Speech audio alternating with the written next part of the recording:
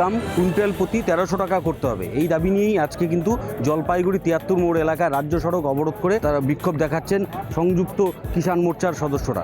এর পরিষ্কার করে বলা রয়েছে যে 1300 টাকা ন্যূনতম করতে হবে, কারণ রাজ্য সরকার ঘোষণা করেছে 900 টাকায় তারা নাকি কুইন্টাল প্রতি কৃষকদের দেবে আলুর দাম। তারই কিন্তু প্রতিবাদ করছেন এরা।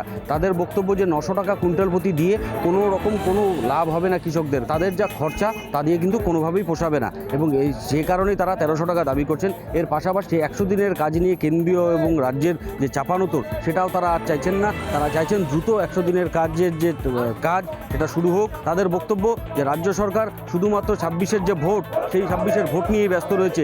কৃষকদের এত দুরবস্থা চলছে তা নিয়ে কিন্তু একটি মন্তব্য এখন পর্যন্ত শোনা যাচ্ছে না। তারা চাইছেন অবিলম্বে দ্রুত এই সমস্যার সমাধান হোক। এখন দেখার রাজ্য সরকার এই যে আন্দোলনকারীদের যে দাবি, সেই দাবি মানেন কিনা, সেটাই কিন্তু এখন দেখার।